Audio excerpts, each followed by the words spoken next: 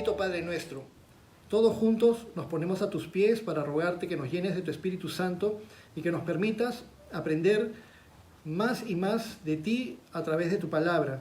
Te damos gracias, Señor, siempre reconocemos como un privilegio el que podamos ser expuestos a las Escrituras y de que de esta manera podamos conocer más acerca de la naturaleza de tu Hijo Jesucristo, acerca de lo que tú quieres que nosotros sepamos, lo que tú quieres que nosotros aprendamos. Y también, Señor, en la medida en que aprendemos más de ti, también que corrijas nuestro caminar, que enmendemos rumbos, que nos arrepintamos de lo que tengamos que corregir en nuestras vidas y que también afirmemos y reafirmemos aquello que necesitamos hacer para glorificarte. Te damos gracias, Señor, te encomendamos este inicio de este nuevo estudio de la Epístola a los Hebreos. Todo te lo pedimos en el nombre de tu Hijo Jesús. Amén. Muy bien. La carta a los Hebreos. Hoy día vamos a ver una pequeña, bueno, no tan pequeña introducción y una parte inicial del capítulo 1. Como siempre suele ser cuando se inicia un libro, siempre hay que hablar un poco acerca del libro. Los que hayan seguido las enseñanzas del libro de Hechos que terminamos la semana pasada, se acordarán algunos que en varias oportunidades hicimos énfasis al señalar que aquellos siervos que se esforzaban en predicar a los judíos acerca de Jesucristo, por ejemplo, Pedro, Pablo, etc., cuando predicaban a los judíos acerca de Jesucristo, hacían uso de las escrituras del Antiguo Testamento. Y cuando sucedía eso, yo planteaba la interrogante y decía, ¿es posible predicar de Jesús usando las escrituras del Antiguo Testamento? Y siempre dijimos que la respuesta era un categórico sí, sí es posible, y más bien es apropiado. En Hechos de los Apóstoles, primeramente vimos a Pedro en su discurso después de Pentecostés, que cuando predica a la multitud, él explica cómo Jesús es el Mesías que da cumplimiento a los escritos de los profetas registrados en el Antiguo Testamento. Más adelante, bueno, esto lo vemos en muchas oportunidades. Más adelante, en el capítulo 7, vimos a Esteban. Y Esteban, antes de ser ejecutado, antes de ser apedreado, predicó de Jesús recorriendo las Escrituras, desde Abraham hasta Salomón, un recuento detallado acerca de las cosas que habían sucedido y expuso acerca de cómo siempre el pueblo rechazaba a aquellos que eran enviados por Dios y de igual manera rechazaron a Jesús, el Mesías.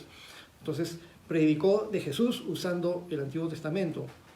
Más adelante, por el capítulo 18 de Hechos de los Apóstoles, aparece un personaje, un creyente llamado Apolos, que se menciona allí que era un varón elocuente, poderoso en las Escrituras, que hablaba y enseñaba diligentemente acerca del Señor y quien además demostraba por las Escrituras que Jesús era el Cristo. Miren esa frase, demostraba por las Escrituras que Jesús era el Cristo. Y las Escrituras con las que contaban, obviamente, eran las Escrituras hebreas, el Antiguo Testamento. En ese momento todavía no se había escrito el Nuevo Testamento. Y por supuesto, el apóstol Pablo, que por donde quiera que iba, primeramente siempre se dirigía a las sinagogas de los judíos para mostrarles también por medio de las Escrituras que Jesús era el Mesías de Israel. Entonces, en la última sesión del libro de Hechos, la semana pasada, cuando una vez más comentamos acerca de esto, de que sí es posible predicar de Cristo usando el Antiguo Testamento, ahí mencionamos que, terminando el estudio de Hechos, justamente iniciaríamos el estudio de la Epístola a los Hebreos, que se caracteriza especialmente por hablar acerca de la supremacía de nuestro Señor Jesucristo, pero tomando como base muchos textos de las Escrituras hebreas, muchos textos del Antiguo Testamento, tanto de la ley como de los salmos y de los profetas, pero especialmente con una enfática referencia a los sacrificios y rituales levíticos contenidos en la ley de Moisés. Y eso lo vamos a ir viendo conforme recorramos esta carta o epístola a los Hebreos. Ahora, por supuesto, lo más importante no es tanto que nosotros estudiemos o analicemos acerca del escrito, sino lo que Dios nos hable por medio de este escrito. Es decir, no es tanto lo que digamos acerca de la carta, de la carta a los hebreos, sino lo que la misma carta a los hebreos tenga Dios para hablarnos a través de esta carta a nosotros. Sin embargo, hay algunos datos de rigor que siempre se tienen que mencionar cuando se inicia un nuevo estudio. Obviamente nosotros podríamos tomarnos muchas horas si entramos mucho en detalles acerca de discusiones que hay acerca de esta carta, pero no es nuestro tema. No estamos haciendo clases del Instituto Bíblico, ni tampoco estamos en un seminario teológico, pero lo que queremos es aprender directamente de Dios, que Dios nos hable a través de su palabra, ¿no? Pero de todas maneras es bueno mencionar algunas cosas. La carta a los hebreos, habrán escuchado que algunas veces a alguien se le escapa decir, sí, porque la carta de Pablo a los hebreos, y es un desliz en realidad, porque por costumbre, como decimos, la carta de Pablo a los romanos, la carta de Pablo a los corintios, la carta de Pablo a los efesios, a veces se nos escapa decir la carta de Pablo a los hebreos, pero en realidad no está demostrado que Pablo sea el autor de esta carta. En realidad, la carta o la epístola a los hebreos es de autor anónimo. Muchos creen que es muy posible que haya sido el apóstol Pablo, encuentran algunas semejanzas en algunos temas, pero existen argumentos a favor y argumentos en contra de esta posibilidad de que Pablo sea. Por ejemplo, ustedes verán todas las cartas de Pablo que Pablo se identifica al principio. Yo, Pablo, apóstol de Jesucristo, a la iglesia que está en tal lugar, o yo, Pablo, junto con Timoteo, junto con Silas, a la iglesia que está en tal lugar, y siempre se identifica a sí mismo. Ahora, podría ser que en este caso no se identifica porque estando ya próximo a ser apresado por segunda vez, el apóstol Pablo, después de su primera prisión en Roma, fue liberado por un breve tiempo y luego fue perseguido nuevamente y en la segunda vez, que cuando fue apresado, ya sería finalmente ejecutado por orden de Nerón. Y con una orden así, podría ser que Pablo haya querido hacer un escrito anónimo, es decir, sin identificarse por razones de seguridad. Pero hay otras razones que ya los especialistas, los eruditos, dicen que el lenguaje, aquellos eruditos que conocen los escritos o conocen, dominan el estudio de los idiomas originarios del griego antiguo, y entonces comparan los lenguajes de los diferentes escritos y se dan cuenta que el estilo de escribir del apóstol Juan es diferente que el estilo de escribir del apóstol Pablo, que es diferente al estilo de Lucas, y entre esas variantes se dan cuenta de que, o dicen que no es muy probable que sea Pablo exactamente. Hay algunas razones para creer que sí, otras razones para creer que no, pero no es lo más importante para nosotros. En el transcurso de la historia de la Iglesia se han barajado muchas hipótesis con respecto a la autoría de esta carta a los hebreos. Han mencionado nombres como Bernabé o el mismo Lucas, también Pablo. Incluso por ahí propusieron también hasta a Apolos como un posible autor, por ser un varón. En Hechos de los Apóstoles lo mencionan como un varón elocuente, poderoso en las Escrituras, como se menciona de él en Hechos capítulo 18. Pero entonces nos quedamos con eso. El autor es anónimo, pero por supuesto el autor divino es obviamente el Espíritu Santo. Y eso es lo que realmente nos interesa a nosotros. La fecha de la escritura de la carta a los hebreos podría ser un poco antes de la destrucción del templo de Jerusalén, es decir, poco antes del año 70 después de Cristo.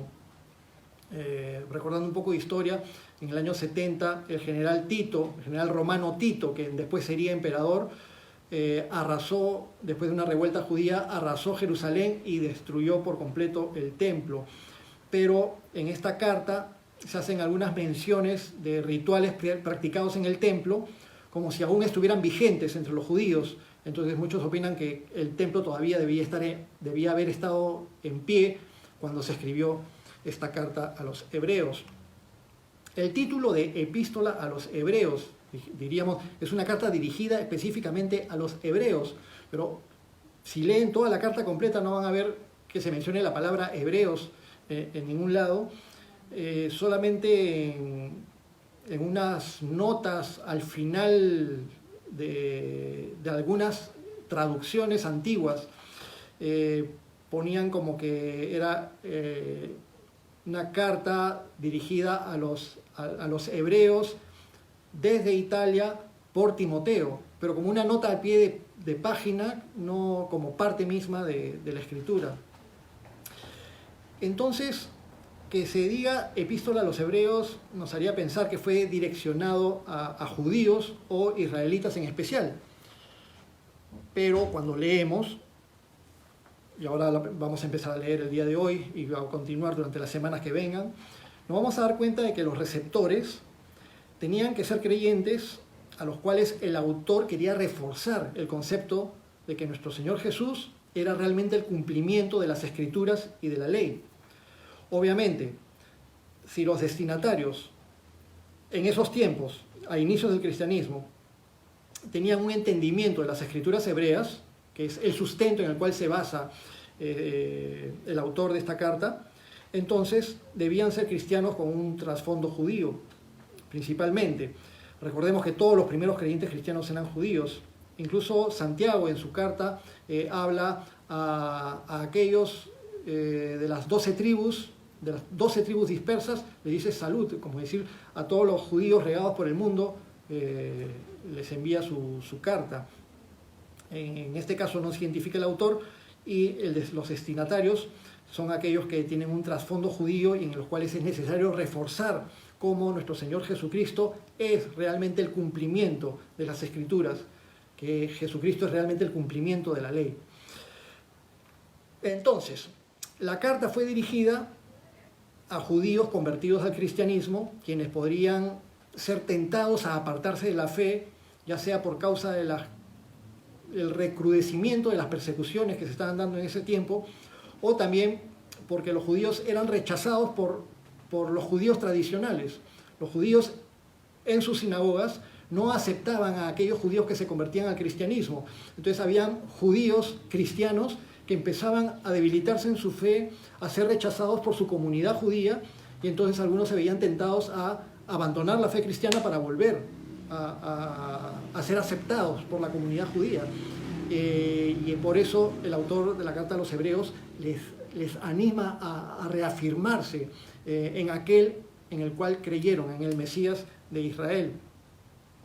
Ahora, aunque la carta se llama Epístola a los Hebreos, no fue escrita en hebreo, fue escrita en griego, y como fuente de las escrituras del Antiguo Testamento, el autor, al igual que Jesús y al igual que los apóstoles, utilizó, para citar las escrituras del Antiguo Testamento, utilizó la versión Septuaginta de las escrituras, es decir, la traducción del hebreo al griego que se hizo los siglos recientes antes de Cristo. La versión de la Septuaginta de las escrituras del Antiguo Testamento fue la traducción del hebreo al griego común o al griego koiné, que fue mandada a hacer en principio. En total la obra tomó como 2 siglos en confeccionarse toda, pero en principio la mandó a hacer el rey Ptolomeo, por encargo del rey Ptolomeo, a un grupo de 72 ancianos o sabios o eruditos o escribas judíos, a quienes se les encargó la traducción de la ley, principalmente el Pentateuco, los 5 primeros libros de la Biblia, para que sean traducidos de hebreo a griego, que era la lengua franca, la lengua común que se utilizaba en el mundo antiguo, en los siglos antes de Cristo y hasta la época de Jesucristo y hasta todo el siglo I, incluso después de Cristo. Entonces, ya con el paso de los años, se inició la Septuaginta en el siglo III antes de Cristo, pero se fue completando en los 2 siglos siguientes, donde ya se fueron añadiendo los demás libros del Antiguo Testamento, de lo que nosotros conocemos como el Antiguo Testamento, todos los libros de los escritos, los libros históricos, los libros de los profetas, y se conformó todo lo que conocemos como la Septuaginta, esa traducción del hebreo al griego, traducción antigua, que también la utilizó nuestro Señor Jesucristo, los apóstoles y el autor a los hebreos. Ok, el tema de esta carta a los hebreos es la supremacía de Jesucristo, y por eso se torna tan importante para nosotros como creyentes cristianos. Jesucristo es superior a todo y superior a todos. Él es el Hijo de Dios en quien se cumplen todas las prefiguras o los arquetipos de la ley, así como todas las profecías mesiánicas, todas apuntan a Jesucristo. Jesús, y lo vamos a ir viendo semana tras semana, es superior a los ángeles, es superior a Moisés, es superior al templo, es superior a Josué, su sacrificio es superior a los sacrificios levíticos, su sacerdocio es un sumo sacerdocio superior al sacerdocio aarónico o al sacerdocio levítico, etcétera, etcétera, etcétera. También, por supuesto, la carta contiene muchas exhortaciones prácticas con respecto a la perseverancia en la fe, crecimiento en la vida espiritual y la manera como los creyentes deben desempeñarse. O sea que para nosotros también vamos a ver cosas doctrinales, enseñanzas y la relación entre la ley y las escrituras del Antiguo Testamento con respecto a Jesús, pero también vamos a encontrar muchas enseñanzas prácticas para nosotros en la medida que vayamos avanzando en el estudio de esta epístola. El estilo literario de la epístola a los hebreos se le dice epístola, es decir, una epístola es una carta. Una carta tiene ciertas cosas en común, o al menos las cartas que estudiamos en la Biblia, las cartas de Pablo, las cartas de Pedro, la carta de Santiago, la carta de Judas, todas las cartas que están en el Nuevo Testamento, tienen cosas en común. Normalmente una persona que se identifica y luego los destinatarios a quienes se les dirige la carta, luego un propósito por el cual se escribe esta carta y luego el desarrollo del contenido de ese propósito, que es el cuerpo de la carta, y finalmente una despedida. Con eso vienen casi todas las epístolas. Ahora, esta carta a los hebreos varía un poco porque más parece como si fuera un ensayo, es decir, un género literario donde se expone o se desarrolla un tema haciendo un análisis profundo de ese tema. En realidad, eso no es un gran problema. Podría decirse que es un ensayo con elementos de epístola o que es una epístola con elementos de ensayo. Solamente quería mencionarlo. Bueno, después de este largo preámbulo, ahora sí, entremos directamente al estudio de este documento, de la epístola a los hebreos. Vamos a estudiarlo de manera expositiva, leyendo capítulo por capítulo, versículo por versículo, y hoy día vamos a abocarnos solamente a una primera parte del capítulo 1, porque hay mucha riqueza, mucha carne sabrosa para desmenuzar y comerla de a poquitos para aprovecharla bien. Muy bien, Hebreos capítulo 1, desde el versículo 1 al versículo 3 es lo que nos va a abocar el día de hoy. Acompáñenme por favor en sus Biblias. Hebreos capítulo 1, versículos 1 al 3. Dice: Dios, habiendo hablado muchas veces y de muchas maneras en otro tiempo a los padres por los profetas, en estos postreros días nos ha hablado por el Hijo, a quien constituyó heredero de todo y por quien asimismo hizo el universo, el cual, siendo el resplandor de su gloria y la imagen misma de su sustancia, y quien sustenta todas las cosas con la palabra de su poder, habiendo efectuado la purificación de nuestros pecados por medio de sí mismo, se sentó a la diestra de la majestad en las alturas. Primeramente, el autor inicia diciéndonos que Dios habló anteriormente muchas veces y de muchas maneras. La Biblia registra cómo es que Dios habló tanto y tanto a la humanidad, al ser humano que fue creado por Él. ¿Dios habla a los seres humanos? Sí, Dios habla a los seres humanos. Hay principalmente dos formas en las que Dios se da a conocer a la humanidad. Primeramente por medio de su creación y también por medio de su palabra. Cuando Dios se da a conocer por medio de su creación, es que la creación misma, cuando vemos todo lo que ha sido hecho, la naturaleza, los mares, las montañas, la atmósfera, el aire, los seres vivos, los pajaritos, los animales, el embrión humano cuando se va formando y va creciendo, etcétera, etcétera, etcétera. Cuando vemos toda la creación, entendemos que hay un creador detrás de las cosas creadas. Las cosas no pueden aparecer espontáneamente de la nada. De la nada no puede salir todo. Sería algo contradictorio. El apóstol Pablo nos dice en Romanos capítulo 1, vamos a leer un poquitito nomás. Romanos capítulo 1, versículos 19 y 20. Dice Pablo, porque lo que de Dios se conoce les es manifiesto, pues Dios se los manifestó. Porque las cosas invisibles de Él, su eterno poder y deidad, se hacen claramente visibles desde la creación del mundo, siendo entendidas por medio de las cosas hechas. Es decir, Dios se hace claramente visible por medio de su creación. En el Salmo 19, versículo 1 solamente, David nos dice, los cielos cuentan la gloria de Dios y el firmamento anuncia la obra de sus manos. Y así, aunque la creación es una evidencia de un creador que la hizo, sin embargo, la mentalidad caída del ser humano pecador puede distorsionar cualquier concepto que se quiera hacer de Dios. Y por eso, en el transcurso de la historia de la humanidad, han existido y existen tantas culturas que crean sus propias religiones con sus propios dioses ajustados a sus propias maneras de ver las cosas y bien alejados de la realidad y de la verdad de Dios. Por eso la manera más clara y más específica en la que Dios nos habla es por medio de su palabra. Por medio de la palabra de Dios podemos saber todo lo que Él da a conocer de sí mismo. Por eso es tan importante que nosotros estudiemos la palabra de Dios como lo hacemos, leyéndola, libro por libro, capítulo por capítulo, versículo por versículo, todo en contexto, viendo una hilación desde el libro de Génesis hasta el libro de Apocalipsis. Ahí en la palabra de Dios está todo lo que Él nos deja saber también acerca de lo que Dios quiere, acerca de lo que le agrada, acerca de lo que le desagrada, acerca de lo que es bueno o de lo que es nocivo para nosotros. Todo lo encontramos en la palabra de Dios.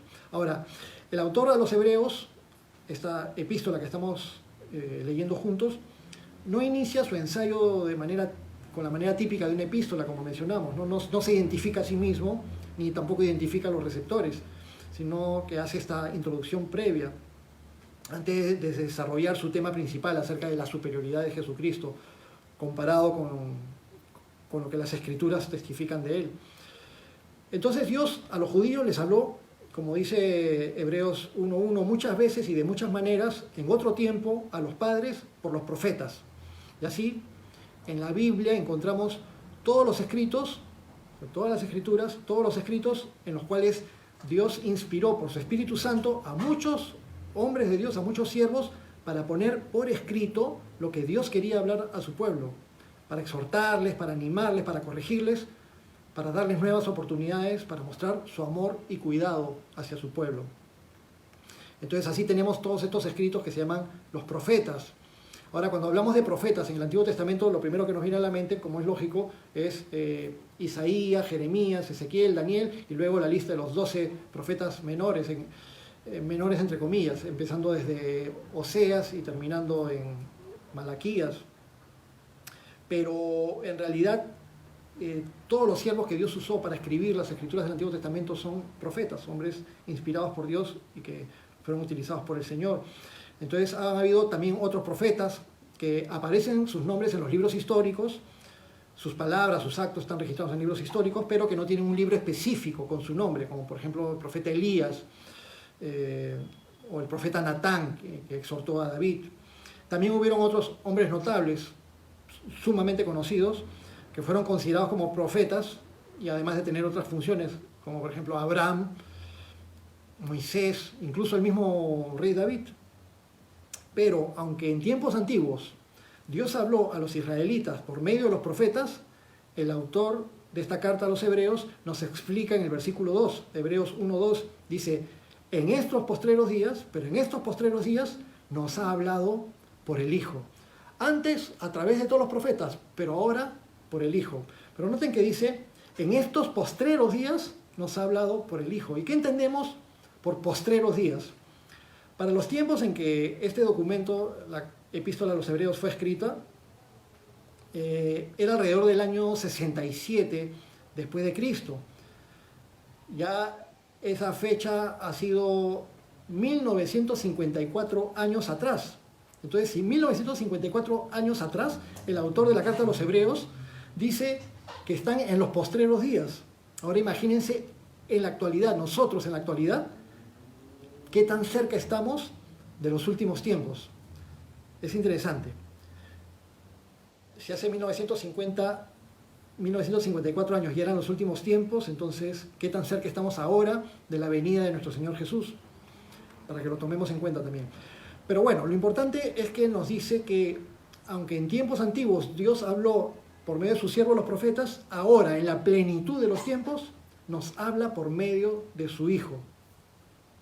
El Hijo de Dios es la confluencia de todo lo dicho anteriormente por todos los profetas, por todos los siervos, por todas las escrituras. Pero además, Jesús mismo es la palabra de Dios encarnada. Dios habló por medio de los profetas y nos dio su palabra, y ahora la palabra de Dios encarnada es lo que tenemos con nosotros, hablándonos el día de hoy, nuestro Señor Jesucristo mismo. Jesús es la máxima manifestación de Dios para conocer su voluntad para la humanidad. ¿Recuerdan Juan 1.1? Un poquito de Juan 1.1 y Juan 1.14. Juan 1.1, en el principio era el verbo, pero la palabra traducida como verbo en la versión Reina Valera es la palabra griega logos. La palabra griega logos, que significa palabra, es decir, traducido de una manera un poco más entendible para nosotros, diríamos, en el principio era la palabra, y la palabra era con Dios, y la palabra era Dios. Y aquella palabra, versículo 14, Juan 1.14, de aquella palabra se hizo carne y habitó entre nosotros. Es decir, la palabra de Dios, que es Dios, que se hizo carne y habitó con nosotros, es Jesucristo. Jesucristo es la palabra de Dios encarnada. El Hijo de Dios no solo es la palabra encarnada, sino que además el autor de esta carta a los Hebreos nos dice al final del versículo 2 que Dios a su Hijo Jesús lo constituyó heredero de todo y por quien asimismo hizo el universo. Y esas son revelaciones espirituales o revelaciones teológicas, si lo quieren decir, importantes. Jesucristo, heredero de todo y por quien Dios asimismo hizo el universo. Todo fue creado por y para Jesucristo. En Juan, Evangelio de Juan 1.3, dice, todas las cosas por Él fueron hechas. Todas las cosas por Él fueron hechas no significa solamente que Jesús intervino en la creación de todo, sino que Jesús fue el motivo para la creación. La razón por la cual Dios creó todo fue por y para su Hijo Jesucristo. También el apóstol Pablo nos dice en Colosenses 1.16. Colosenses 1.16. Porque en Él, en Jesús, fueron creadas todas las cosas, las que hay en los cielos y las que hay en la tierra, visibles e invisibles, sean tronos, sean dominios, sean principados, sean potestades. Todo fue creado por medio de Él y para Él. Y así, volviendo a Hebreos, continúa el autor haciendo algunas afirmaciones maravillosas, verdaderas revelaciones con respecto a la naturaleza de nuestro Señor Jesucristo. Vayamos a Hebreos 1.3. Con respecto a nuestro Señor Jesús, dice Hebreos 1.3, el cual, siendo el resplandor de su gloria y la imagen misma de su sustancia, y quien sustenta todas las cosas con la palabra de su poder, habiendo efectuado la purificación de nuestros pecados por medio de sí mismo, se sentó a la diestra de la majestad en las alturas. Pero no queremos terminar el día de hoy sin desmenuzar cada una de estas importantes expresiones con respecto a nuestro Señor Jesucristo contenidas en este versículo 3, Hebreos 1.3. Y vamos a entrar en detalle aquí en Hebreos 1.3. Dice primeramente Hebreos 1.3, con respecto a nuestro Señor Jesús, que Él es el resplandor de la gloria de Dios, el resplandor de su gloria y la imagen misma de su sustancia. Cuando Felipe, en el Evangelio de Juan, capítulo 14, cuando Felipe le preguntó a Jesús, dijo, Maestro, muéstranos al Padre y nos basta. Y Jesús le dijo, ¿tanto tiempo hace que estoy con ustedes y no me has conocido, Felipe? El que me ha visto a mí, ha visto al Padre. Entonces Jesús revela que Él es lo que podemos conocer de Dios.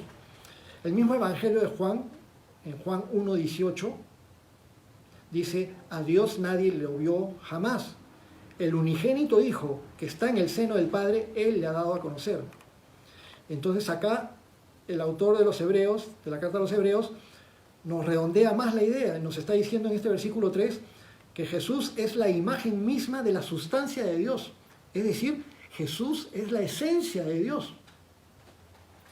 Por eso el apóstol Pablo en Colosenses 2:9 les recomiendo que tengan lápiz y papel a la mano cuando decimos versículos, y a veces van a querer tener ciertos versículos a la mano, sobre todo cuando discutan con personas de sectas religiosas acerca de la naturaleza de Jesús. Es bueno que tengan ciertos versículos rápido en la memoria o los versículos apuntados para que los puedan buscar con facilidad, aunque muchos de estos ya por supuesto son conocidos. Bueno, Pablo nos dice en Colosenses 2:9 con respecto a Jesucristo que en Él habita corporalmente toda la plenitud de la deidad. Todo lo que Dios es está en Jesucristo. Toda la plenitud de la deidad habita corporalmente en Jesucristo. Así que tanto el autor de la carta a los Hebreos como Pablo en Colosenses, y por supuesto en sus otras cartas, como Juan en su Evangelio, como las Escrituras simplemente, reafirman categóricamente la deidad de nuestro Señor Jesucristo. La Biblia afirma que Jesús es Dios. Es mencionado en los Evangelios, en las cartas, en Apocalipsis, por todos lados vemos que se nos revela que Jesucristo es Dios. Y por eso nosotros con confianza lo decimos, Jesucristo es Dios y lo adoramos como Dios. Obviamente que sabemos que Jesús no es el Padre. Y sabemos que el Padre no es el Espíritu Santo. Y el Espíritu Santo no es Jesús. Pero sabemos que Dios existe eternamente en el Padre, en el Hijo y en el Espíritu Santo. Que el Padre es Dios, que el Hijo es Dios y que el Espíritu Santo es Dios. Y tenemos un solo Dios. Y por lo tanto, tenemos por entendido que en ese único Dios verdadero existe eternamente en tres personas en una perfecta unicidad. Y son el Padre, el Hijo y el Espíritu Santo. Y no son tres dioses, sino un solo Dios, una sola deidad, una sola esencia, iguales en cualidades y atributos. Entonces, como la palabra de Dios enfatiza categóricamente que Jesús es Dios, este es un tema en el cual tenemos que ser enfáticos porque es crucial. Tener un concepto apropiado acerca de la naturaleza de este Hijo de Dios que se hizo hombre para salvarnos es muy importante. Por el otro extremo, desnaturalizar a Jesús es cambiar por completo la enseñanza bíblica. ¿A qué me refiero con esto de desnaturalizar a Jesús? Cuando a Jesús se le atribuye algo menos de lo que Él realmente es, eso es desnaturalizarlo. Cuando alguien o alguna secta afirma que Jesús no es Dios, o que Jesús fue un simple ser humano, que fue un maestro iluminado, o que Jesús fue un ángel creado por Dios y que por obra del Espíritu Santo se encarnó en María, se está echando a menos la naturaleza real de Jesucristo. Y eso es un gran problema. Los judíos querían matar a Jesucristo, entre otras cosas, porque cuando Jesús decía que Él era el Hijo de Dios, los judíos entendían muy bien que Jesús estaba igualando a Dios. Pero además de eso, nuestro Señor Jesucristo dijo en Juan 8:24, y le dice a la multitud, cuando digo judíos me refiero a los judíos religiosos recalcitrantes, no a todos los judíos. Entre el pueblo judío habían hombres y mujeres temerosos de Dios, como en todo pueblo y nación. Gente buena, gente mala, gente con un corazón bien dispuesto, gente con un corazón no bien dispuesto. Pero el fanatismo religioso existe en todos los lugares y con todas las religiones. Y cuando en el fanatismo religioso hay personas recalcitrantes que no quieren abrir su corazón a Dios, entonces caen en excesos propios de esa dureza de corazón. Entonces Jesús les dice a ellos, en Juan 8:24, les dice, por eso les dije que morirán en sus pecados, porque si no creen que yo soy, en sus pecados morirán. Y acá Jesucristo hace una afirmación importantísima con respecto a Él mismo. Le dice a los que le están oyendo, le dice, si ustedes no reconocen que yo soy, en sus pecados morirán. Si no reconocen que yo soy qué, que tú eres qué. Jesucristo está revelando que Él es el yo soy de Éxodo 3:14. El yo soy que se manifestó a Moisés. La esencia del ser, la esencia de la existencia, el Dios creador de todo, ese es el Padre, el Hijo y el Espíritu Santo, y Jesucristo es yo soy junto con el Padre, junto con el Espíritu Santo. Yahweh, Yahvé, Jehová. Entonces, es bien importante esto y bien delicado. Si ustedes no reconocen que yo soy, en sus pecados morirán. El que no reconoce la naturaleza de Jesucristo, muere en sus pecados. Y sabemos lo que significa morir en pecado. Entonces, ojo con esta afirmación. No reconocer la naturaleza divina de Jesús implica no creer en Él para salvación y por lo tanto no arrepentirse para ser perdonados y por ende morir en pecado, lo cual es condenación. Ahora, volvamos a versículo 3 de Hebreos 1, que también se nos dice que nuestro Señor Jesucristo es quien sustenta todas las cosas con la palabra de su poder. Son poderosas estas afirmaciones con respecto a nuestro Señor Jesucristo y muy importantes. Nuestro Señor Jesús sustenta todas las cosas con la palabra de su poder. Complementando esta idea, Pablo nos dice en Colosenses 1:17, con respecto a Jesús, dice, y Él es antes de todas las cosas, y todas las cosas en Él subsisten. Las cosas, toda la creación, desde lo más grande hasta lo más pequeño, desde las galaxias, sistemas solares, el infinito, hasta lo más pequeño, todo lo que vemos, todo lo que está a nuestro alrededor, incluso lo que no vemos, todo es sustentado por Jesús y subsiste en Jesús, quien sustenta todas las cosas por la palabra de su poder. Cuando Jesús quite su mano y deje de sustentar el universo, todo estallará, todo se fundirá y todo dejará de existir tal y como lo conocemos en la actualidad. Una mención a algo que aprendí del pastor Lucho.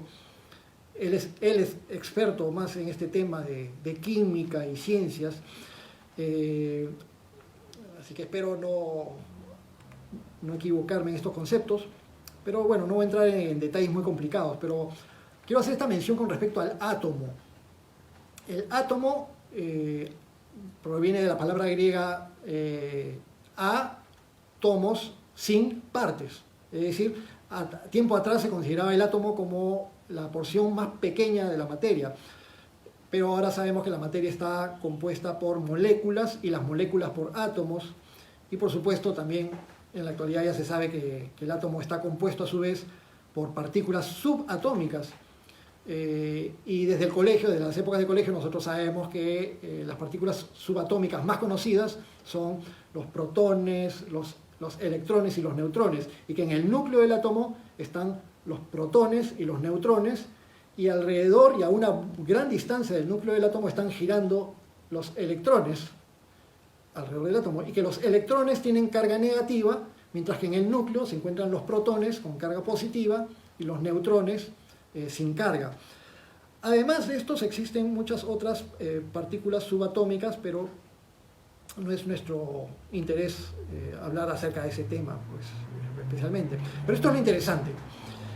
Los protones tienen carga positiva, los electrones carga negativa, pero en el núcleo del átomo mismo, ¿cómo es posible que los protones que tienen carga positiva, protones y más protones, estén unidos en el núcleo del átomo y no se repelan? Todos sabemos, por conocimientos básicos de electricidad o de electromagnetismo o haber jugado con imanes, que polos iguales se repelen y que polos diferentes se atraen. Entonces, protón con protón deberían repelerse, pero ahí están en el núcleo de los átomos protones y protones y protones, y están bien unidos y bien sustentados. Entonces, cuando los científicos tratan de darle una explicación a este tema de la unión de los protones que tienen carga positiva en el núcleo del átomo, entonces han desarrollado toda una teoría con respecto a una sustancia ideal, a la cual han denominado goma atómica, quizás no es una manera tan simplista, en realidad le han puesto un nombre un poco más complejo, ¿no? Por el cual se supone que los protones se mantienen unidos en el núcleo del átomo por causa de la interacción nuclear fuerte. Con ese término más complejo ya nos dejan calladitos a los que no somos entendidos. Y esta interacción nuclear fuerte la describen como la fuerza que es llevada a cabo por los gluones. ¿Y qué son los gluones?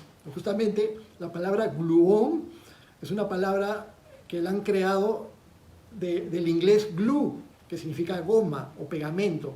Entonces, estos gluones se supone son unas partículas ideales que mantienen unidos a los protones dentro del átomo, porque no saben explicar cómo sucede esto.